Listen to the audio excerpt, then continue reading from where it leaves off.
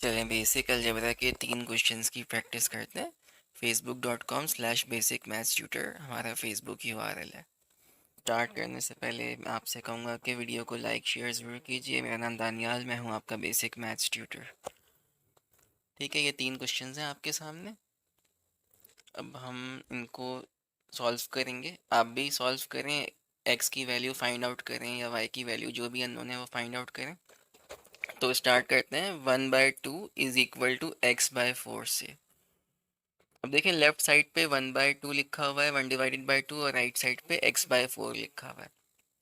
हम इक्वेशन को थोड़ा सा अगर अरेंज कर लें तो x/4 हम पहले लिख सकते हैं। x/4 is equal to 1/2।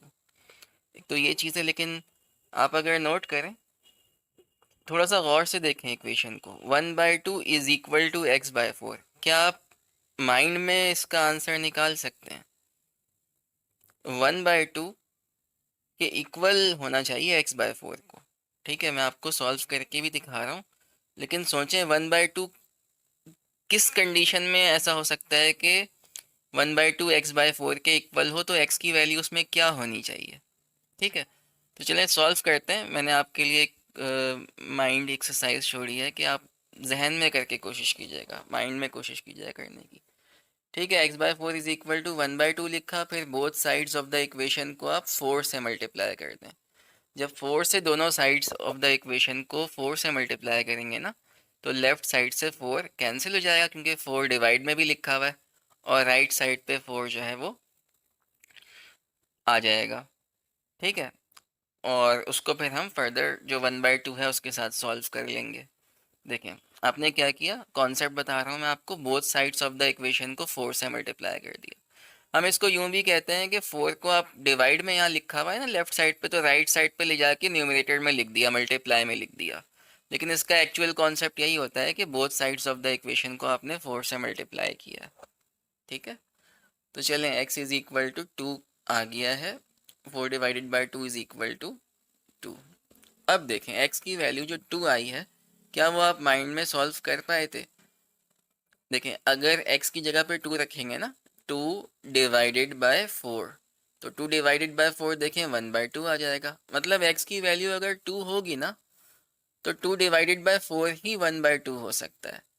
सही है, तो हमने इक्वेशंस को सॉल्व करने के जो कॉन्सेप्ट्स हैं वो अप्लाई करके इक्वेशन को सॉल्व कर लिया। लेकिन बहुत सिंपल क्वेश्चन था, माइंड में भी हो सकता था, लेकिन क्योंकि कॉन्सेप्ट बहुत इंपॉर्टेंट होते हैं, और कॉन्सेप्ट समझने से आप कॉम्प्लिकेटेड क्वेश्चंस भी कर सकते हैं। आसान वैल्यूज़ तो माइंड में हो जाती हैं, लेकिन कॉन्सेप्ट अगर होगा अलजेब्रा का कि क्या कर रहे हैं, multiply divide, both sides of the equation के को मल्टीप्लाई किससे करना है, डिवाइड किससे करना है।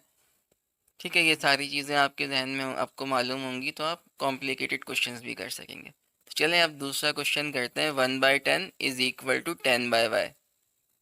तो आप भी साथ कीजिए। ठीक है, तो 1/10 इज इक्वल टू 10/y है। अगर हम both sides of the equation को y से मल्टीप्लाई कर दें, तो left side of the equation पे आपके पास y आ जाएगा न्यूमरेटर में, और राइट साइड में जो 10/y लिखा हुआ है ना, वो जब y से मल्टीप्लाई होगा तो y/y 1 हो जाएगा, कैंसिल हो जाएगा। ठीक है, तो हम इसको यूं कह सकते हैं कि लेफ्ट राइट साइड पे y डिवाइड में लिखा हुआ था, लेफ्ट साइड में आके मल्टीप्लाई में आ गया। एक्चुअल में हमने क्या किया है, y से both sides of the equation को मल्टीप्लाई किया। तो जो अप्रोच आपको समझ में आ रही हो, आप वैसे सोच सकते हैं। ठीक है, लेकिन ये आपको कंफर्म मालूम होना चाहिए कि y से both sides of the equation को आप मल्टीप्लाई कर रहे हैं, एक्चुअल में यहाँ पे ये कर रहे हैं। ठीक है, अब देखें, y/10 है लेफ्ट साइड पे, और राइट साइड पे 10 लिखा हुआ था। तो 10 जो नीचे लेफ्ट साइड पे डिवाइड में था, वो राइट साइड पे जाके मल्टीप्लाई पे आ गया, और फिर 10 10 100 हो गया। ठीक है, इस तरह से y की वैल्यू आपने फाइंड आउट कर ली है। देखिए, अगर कहीं पे कोई नंबर डिवाइड में लिखा हो, जैसे 1/10 लिखा हुआ था ना, तो उसे राइट साइड पे लेके जाते हैं तो वो मल्टीप्लाई में आ जाता है इक्वेशन की राइट साइड में। ठीक है, अब ये जो 100 आया है, इसको रख के देख लें इक्वेशन में। इक्वेशन सेटिस्फाई हो रही है नहीं हो रही। 10 divided by Y is equal to 10 divided by 100। Y की जगह पे आपने 100 रख दिया है, ठीक है। तो 10 divided by Y is equal to 1 divided by 10। तो देखें 1/10 is equal to 10 by Y आया था। सवाल में आपके पास क्वेश्चन में 1/10 ही था। 10 डिवाइडेड बाय वाई का आंसर क्या हुआ? 1/10 हुआ ना। तो क्वेश्चन में देखें क्या लिखा हुआ था, 1/10 is equal to 10 divided by Y. तो ठीक है, 10 को 100 से डिवाइड करेंगे तो 1/10 ही आएगा, तो वाई की बिल्कुल सही वैल्यू आई है।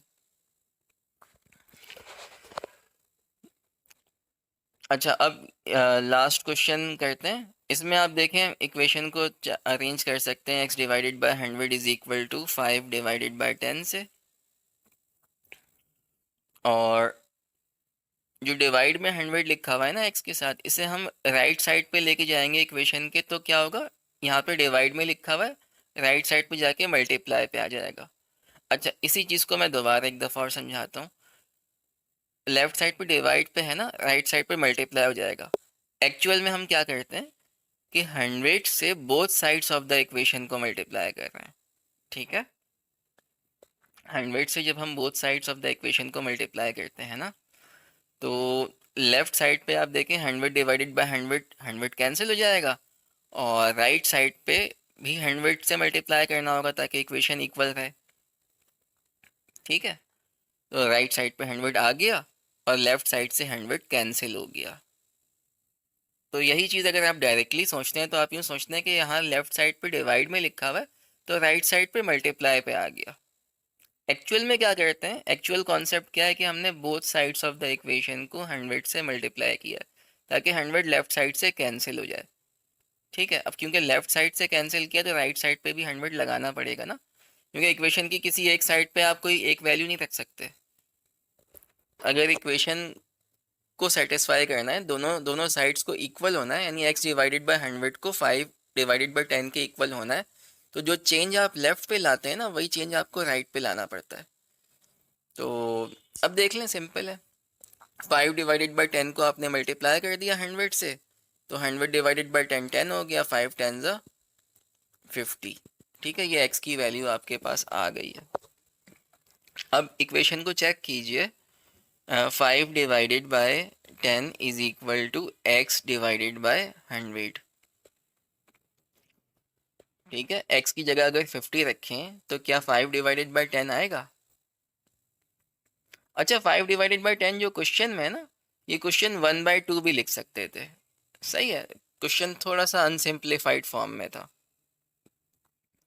बहरहाल x डिवाइडेड बाय 100 की जगह पे आपने x की जगह पे 50 रख दिया, तो 50 डिवाइडेड बाय 100 क्या होता है?